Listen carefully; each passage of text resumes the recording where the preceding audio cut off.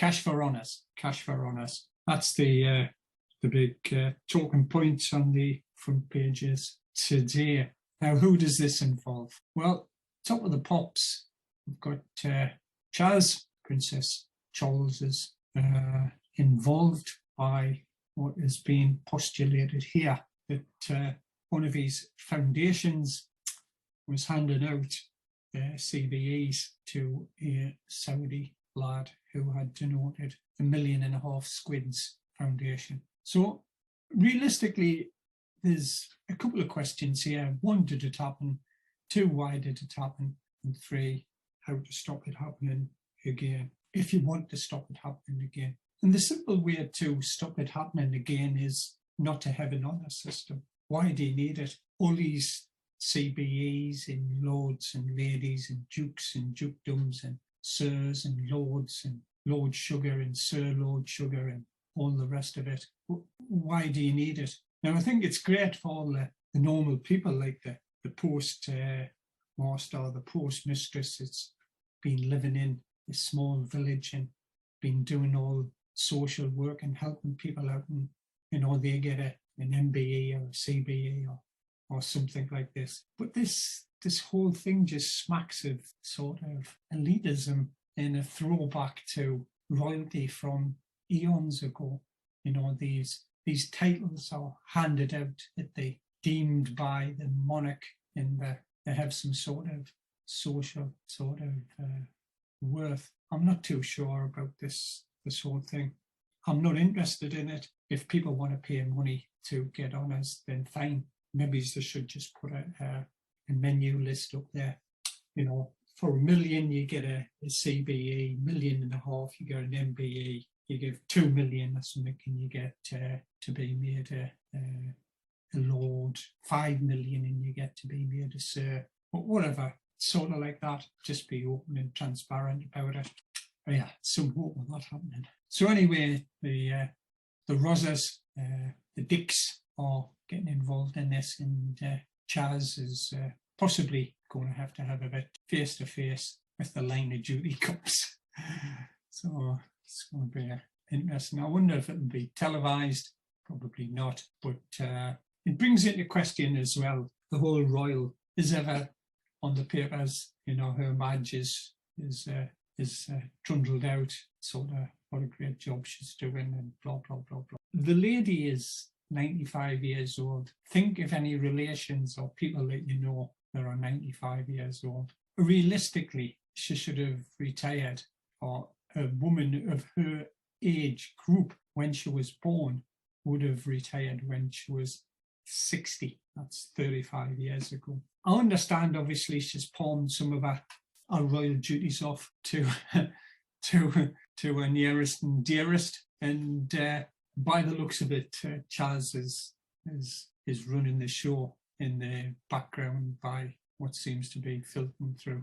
But Chaz is an old bloke as well. Chaz is in his mid-70s. I mean, to say, I don't know what the duties are, cutting a few ribbons, attending a few things, saying a few speeches. I've watched The Crown. And apart from like once a week when the PM comes and has a bit of a chinwag, cup of tea and a couple of digestives, I'm not too sure what the duties are. I'm sure that they're made up to a certain extent, but realistically, should a lady of 95 years be expected to do this? Should she not just be like sat at home, walking the corgis, doing her knitting, and catching up with what's going on with EastEnders or Corrie in the evenings, playing with our grandkids, just normal stuff. And this sort of feigning over, whatever she does is great. I'm lost with that. She's an elderly woman. And in fact, I think this is verging on elder abuse by expecting someone of her age to be actively sort of taking part in doing this. It's just craziness to me. But anyway, Charlie Boy's going to face the police quiz. How many episodes were there of Dixon Dock Green? Who was your favourite copper? Why is it called the Sweeney?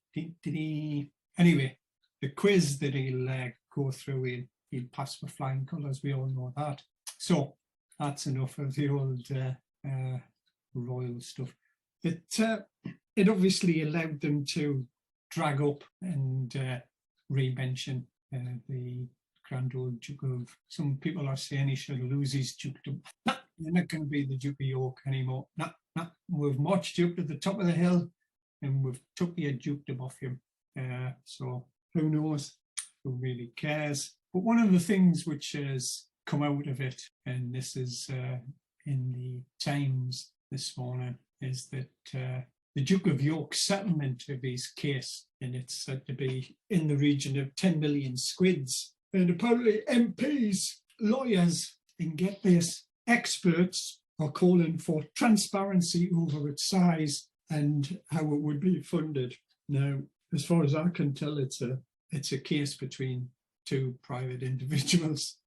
What it's got to do with MPs, lawyers and experts. If the Queen or anybody else in the royal lot want to give Prince Andrew money, then surely that's entirely up to them. The MPs, well, yeah, they stick their noses into stuff that they shouldn't be anyway. Lawyers, well, lawyers, they're always looking how to make a few squids on the side, aren't they? But what gets me is the experts. Experts in what? So we've got Bradley from Halifax, and he's an expert in making wooden tables. Is he calling for transparency? Who are these experts? When the papers do this, they should reference them. Who is these experts that are calling experts in what? Nuclear fusion, marriage gates? What experts are there? I've got no idea, and neither does anybody else, because the paper just blithely puts in MPs, lawyers and experts calling for transparency. Who cares where he's getting the money from? Obviously it's coming, you would imagine, from either funds he has, loans or gifts from Her Madge and the rest of the royalies. That's up to them. But if they want to pay that, then let them get on with it. I don't see why other people should be putting the nebs in over things like this. Private case. And whatever happened to innocent until proven guilty? I think that's taking a fast hike exit stage left. In all of this, nobody seems to be saying you're innocent until you're proven guilty. It's all the supposition. Yeah, look at that picture, look at this, yeah, it's obvious, blah, blah, blah, blah, blah, blah, blah. That's why you have trials. If the foot was on the other boot, wouldn't you want that for yourself? Would you want, if something happened, for you to be presumed innocent? Surely that's a cornerstone of the legal system in the UK. You know, the individual should be presumed innocent. Obviously, it should be the opposite for the government. The government should always be presumed to be guilty, and the government should have to show itself to be innocent. Let's move on to WWIII. Well, WWIII has been pushed off the front pages by, obviously, the Chaz Gate has pushed it off the front page. But we've got, this is the Tory graph, we've got Liz Truss making a comeback on a comeback tour here. She's not going to let this one go. There's no evidence. Them Ruskies, they're just not pulling back. Nah. The Kremlin saying we're pulling back and we're moving our people in our own country, by the way, around different places. That's just not good enough for Liz Truss.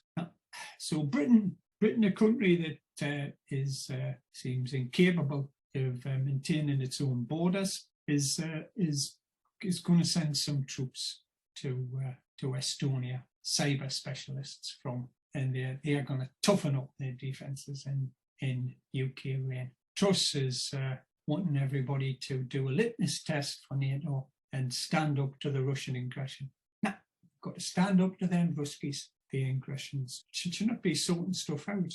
I know she's the foreign secretary, but do you really want to be sticking your neb into places where realistically you shouldn't? What's it got to do with her? What's going on in Ukraine? Absolutely. Let the Ukrainians sort it out themselves. She's saber rattling again, but obviously none of her kids, anybody she knows, or any politician's kids, will ever be going across there to fight in any wars. Let's get this straight. Tony Blair's kids would never be going out to Iraq or Afghanistan or any of them sort of places. None of the MPs probably have got kids in the armed forces, or if they have, certainly they won't be letting them get shunted off, like some of this cannon fodder that we are sending across there.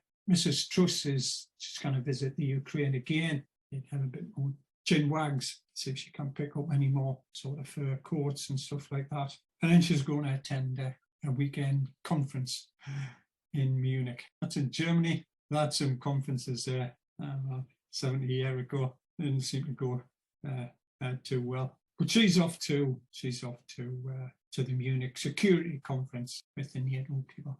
Basically, NATO is America, Britain, and France.